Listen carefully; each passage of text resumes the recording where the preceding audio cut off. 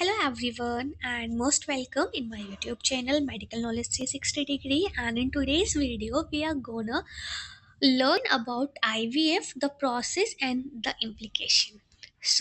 Now we would see, when can IVF be used. IVF can be used when a woman has blocked oviducts, there are issues with the sperm, or when one or both partners have a serious genetic condition which could be passed on to the baby. Even when we used it when donors egg or sperm are being used, right? Now the step first is hormones. In this step, what happened, the mother is given the hormones FSH and LH. FSH stands for follicle stimulating hormone, which stimulates estrogen production and the growth of egg sacs in the ovary, where the LH, that is luteinizing hormone, stimulates ovulation. Now, step 2 is collection. In this step, the eggs are collected from the mother and the sperm is collected from the father. Right now, in step 3, there is fertilization.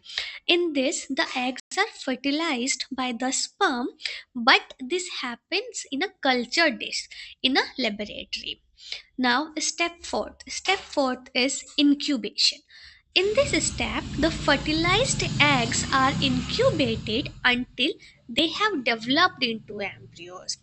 After this, there will be embryo transfer. In this step, an embryo is inserted into the uterus, that is in the mother's womb.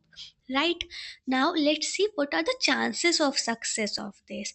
Data shows that the success rate of IVF is higher among the younger women. Right. IVF isn't generally recommended for women above the age of 42, as the chances of having a successful pregnancy are thought to be too low. The chances of success may be improved by maintaining a healthy weight and avoiding alcohol and smoking. Now, the risks of IVF. IVF can have both a physical and an emotional impact. With any medical procedure, there are associated risks, right? The risk linked to IVF include side effects like hot flushes, headache, ectopic pregnancy, and multiple births. IVF can also increase the chances of getting OHSS. OHSS stands for Ovarian Hyperstimulation Syndrome, where the ovaries overreact to the medication which are used in the IVF. So, thank you for listening, and this is all about the IVF. And if you found this video to be useful to you, then please hit that thumbs up button and subscribe to my YouTube channel, and let me know uh, on which topic you want my next video. Thank you.